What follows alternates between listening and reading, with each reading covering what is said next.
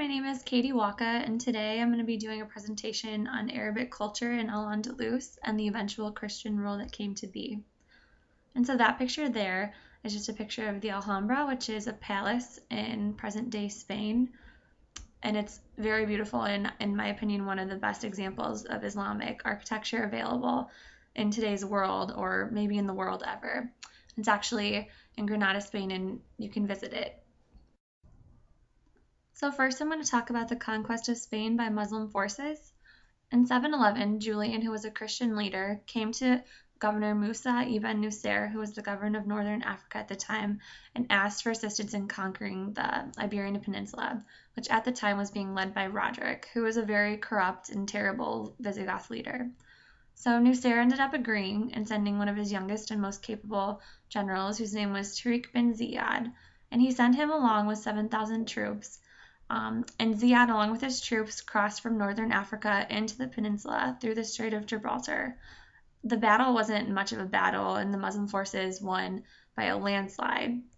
And so by 720, the entire Iberian Peninsula was almost all under Islamic rule. It's also important to note that Al-Andalus is actually Arabic for land of the Vandals, and which describes the Visigoth forces that were there previously to the Islamic forces. Al-Andalus is also the name of southern Spain, which was the first part of Spain to be conquered by the Muslim forces. And it's actually kind of cool because today they still call that southernmost part of Spain Andalusia, which is the name of the province. One of the reasons that Muslim conquerors were able to overtake the Iberian Peninsula with such ease was the fact that they offered very generous surrendering terms to the people that occupied the peninsula, and this made them want to surrender more to the Muslim leaders than to the Visigoth leaders who were known to be very harsh and cruel. Also, it's important to note that at first the Muslim rule was made up of a lot of different types of people, including converts to Islam and also just generally people from different nationalities, which kind of made it hard to establish a coherent ruling force at first. But as you'll see, that changed pretty quickly. And this map is just a map of the Islamic Empire and its expansion. And it kind of shows that not only was the Iberian Peninsula being conquered at the time, but also parts of Africa and the Middle East and Asia as well. So stability in Al-Andalus really came to be with the implementation of the Umayyad dynasty.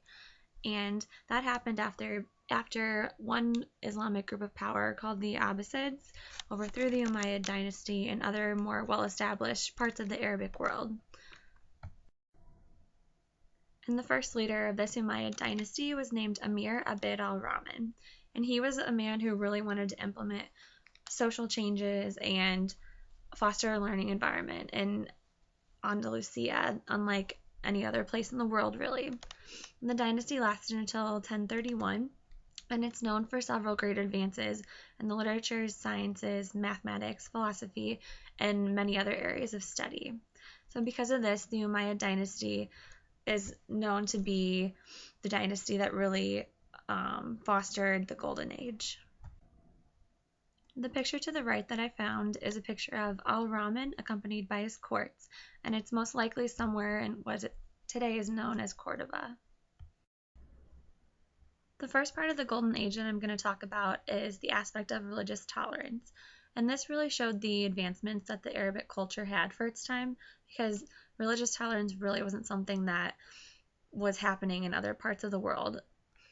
And so at this time, Muslims practiced a really strong tolerance towards Jews and Christians that, like I said, wasn't able to be found anywhere else. And this is really remarkable for the times. So it is true that Jews and Christians weren't completely considered equals to the Islamic peoples that were ruling the peninsula, but they were considered more second-class citizens, and this still meant that they had some rights, including, like it's listed, being allowed to practice their religion. They weren't banned from any specific jobs, they weren't slaves, and they could choose where they wanted to live. As for the jobs aspect, they normally would take jobs that Islamic people didn't necessarily want, like doing laundry or being a gardener. But it's also good that they were able to make a living and spend their money how they wanted to without having any certain restrictions. Another part of the Golden Age that I thought was worthwhile to mention was the implementation of Arab baths in different places in the Iberian Peninsula. And so basically, these baths are a huge part of the Arabic culture and the Islamic religion, and they incorporate the idea that water is a symbol of purity. And this daily practice of bathing is something that wasn't seen in other cultures and really makes this unique to the Arabic culture. So baths weren't only they were a huge social aspect, and in addition to that, it was, like I said, a huge religious aspect as well. And they were important for keeping personal hygiene upkept and also just getting together and talking, really. Men and women were always separated and bathed on different days. And I also wanted to mention that mosques were almost the only thing that was more important than baths at this time. So most of the Arab baths were destroyed by the Christian leaders after they took over. But one bath that I found that's still currently standing today is called El Banuelo, or Hammam al Yuazza, which means bath of the walnut tree in Arabic. And this is a bath located in Granada, Spain, which is in Andalusia, obviously.